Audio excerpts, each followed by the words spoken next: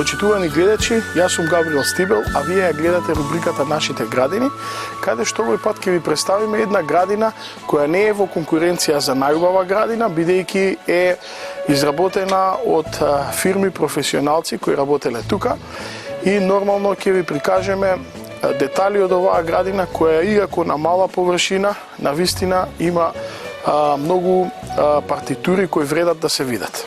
На самиот влез од куќата имаме 3 жардинјери кои се каскадно поставени покрај самите скали и кои нормално во овој мал простор кој изобилува со материјали како што се бекатон, плочки и други неприродни материјали, посадени се растенија кои виреат во оваа почва, а тоа се котонастери, имаме тука ползавци и зимзелени растенија кои нормално на овој дел од куќата и од самата поставеност во однос на север, исток, запад и југ функционираат, односно живеат во овој простор и нормално доколку не се кројат, тие ќе ги преплават жардинјерите, а нормално тоа не е целта, бидејќи сакаме тука да прикажеме и природа, а сакаме да прикажеме и делови од жардинјерите кои се навистина прекрасни и се во склад со самата куќа.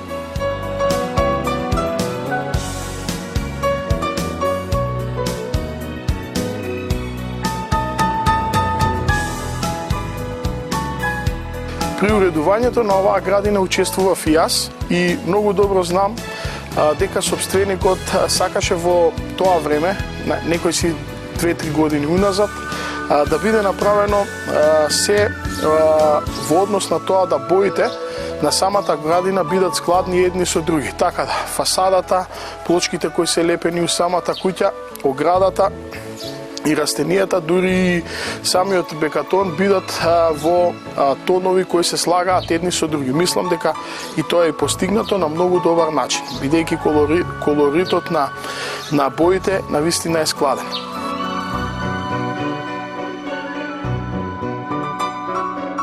Бидејќи во овој дел од градината немаме многу земјена површина, сепак искористивме од левата страна да посадиме јуниперуси во Old Gold боја, кои и tekako добро се вклопија во просторот и нормално спрема нивните потреби, нивната распространетост е одлична, насадени се 7-8 растенија кои веќе се добро уклопени во овој дел и навистина во овој дел, бидејќи нема друго зеленило, многу добро доаѓаат, влегуваат во око на самите минувачи и на луѓето кои ја посетуваат оваа градина.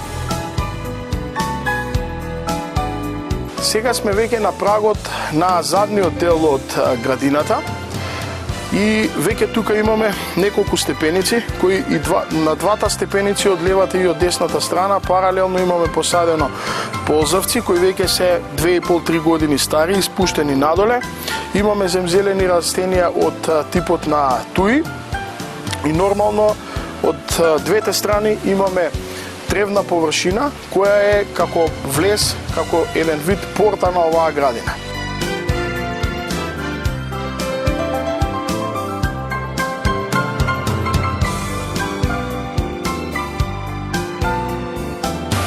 А сега сме веќе во задниот дел од градината, каде што се надевам го слушате овој шум, а ќе видите и тука што има.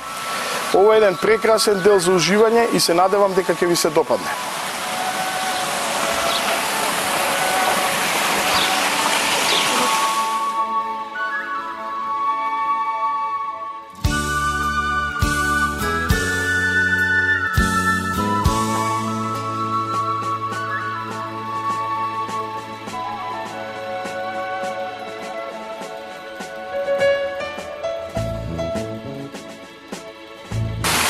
Сега сме во задниот дел на градината, каде што е направена оваа прекрасна, огромна фонтана, на височина од 3 метри паѓа водата, со едно езеро кое е максимално големо во однос на градината. Во самата фонтана вградени се миниатурни растенија, кои нормално се одржаваат за да не станат премногу големи, каде што би затвориле партитури од самата градина. Тука имаме повеќе видови на зимзелени растенија, како што се елводи, пицеи, туи имаме и прекрасен зелен јавор. Самата фонтана е направена во натур стил, значи со големи карпи и стени. Исто така во нејзе се посадени миниатурни ползавци, а во продолжетокот на фонтаната имаме црквичка која е изработена исто така од природен камен. Сакам да кажам дека црквичките полека стануваат обележје на македонските градини, што многу ме радува, што има многу градини кои имаат црквички и тоа на еден начин станува специфика на македонските градини и како што кажав обележје, како што имаат јапонските, англиските градини своји обележја, медитеранските градини, така нашите градини ги имаат црквичките кои се повеќе и повеќе застапени. Како што кажав, во однос на тоа црквичката е направена во сразмер со самата фонтана. Пред самата црквичка имаме езерце кое е поприлично длабоко и е спремно за чување на украсни риби кои. Во продолжетокот на самата фонтана веќе имаме правилни форми на растенија кои се шишаат во правилна форма, се обликуваат во правилна форма. Тука се неколку типови на зимзелени растенија во различни форми и големини кои каскадно даваат покриваат една површина и не сметаат едни на други.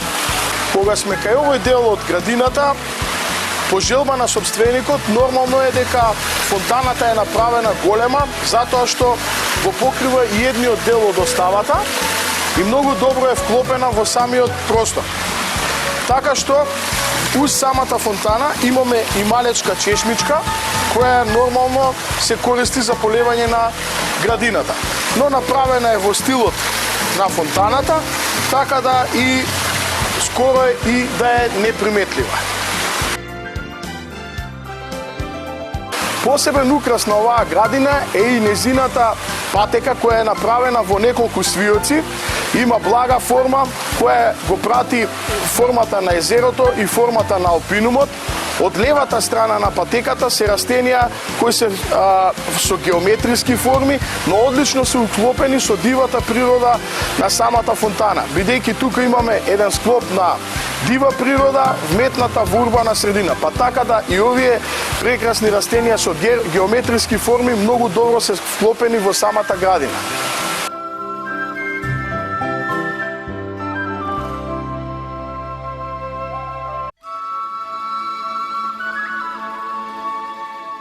Овој дел од градината е сместена прекрасната огромна тераса, која располага со овие грунтова оскочина, кои се натискана во многу убава боја, која одговара на бојата на самата фасада на куќата, со голема местените плочина на самата тераса, со neki зимиот покрив, а од тука има прекрасен поглед и сега ќе го видите.